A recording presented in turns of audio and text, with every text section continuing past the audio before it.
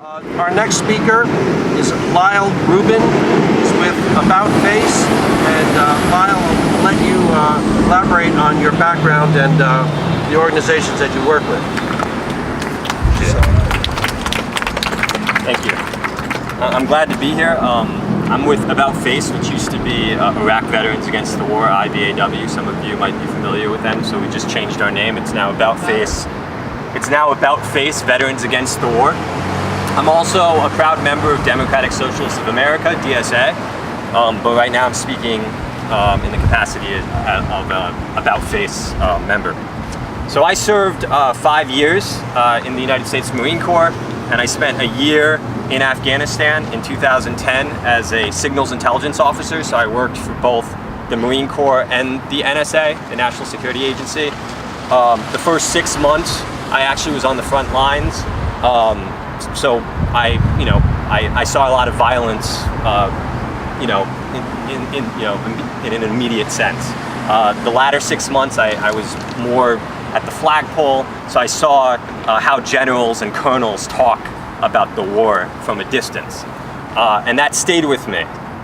And every news account that I read now, every bill that's passed, that dissonance or that gap between the way we talk about war and what war is actually like when you're in it, it stings, it hurts, it makes me very angry, it makes me very sad, and it's a fire that will always be in me. So just one example of this, the National Defense Authorization Act was just passed a few days ago, the NDAA. I read every word of it. I don't think there's a lot of Americans that read every word of this act that's passed annually. And it was a lot of bureaucratic language. But I'm going to tell you right now what was really in that bill. The NDAA called for more US-sponsored devastation in Syria, in Iraq, in Afghanistan, in Palestine, in Yemen, and in Somalia. These are a lot of countries that most Americans don't even know that we're dropping bombs in. They don't even know that we're killing people on a regular basis. But that's what this act was calling for more of. The NDAA called for the furtherance of the crippling of the drug war. We don't hear a lot about the drug war anymore, but we're continuing to put more and more money into fighting this failed drug war that also kills a whole lot of people and devastates a whole lot of nations. The NDAA called for an increasingly militarized war against sex workers. This is an issue that's becoming more and more of an issue every day, and there was additional funding put toward not only fighting human trafficking, but actually criminalizing sex workers themselves.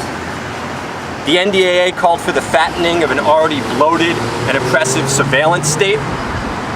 The NDAA called for full-throttle support for Israeli occupation and apartheid.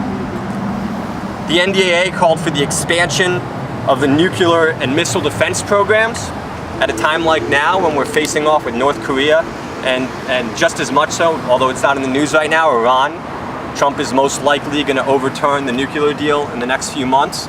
We're going to see increasing tensions with that country as well. The NDAA called for reckless escalation and wargaming in Iran, as I just said, in North Korea, and in China. The NDAA called for the inflaming of religious and ethnic conflict in North and West Africa. This is something we never hear about, but there's more and more resources going in to more and more war in Africa. The NDAA called for a new Cold War saber rattling against Russia in the Ukraine, in the Baltics, in the Balkans, in the Caucasus, as well as on the cyber front. So the bottom line here is, as long as bills like this continue to get passed with no debate, with near unanimous consent in the Senate and the Congress, there are only 8 senators out of 100 that voted against this bill, and with mass indifference on the part of the public, there's not much hope for this country and there's not much hope for this world. Because everything that's in this bill and everything that's in our foreign policy, it's a recipe for global destruction. We can't get anything else done. We can't face off against climate change. We can't really provide people with health care if people are worrying about whether a bomb is going to be dropped on them the next day, or if we don't have the money because we're spending so much money on bombs. So, it's all about the urgency of now, and I'll leave it at that. Thanks for having me.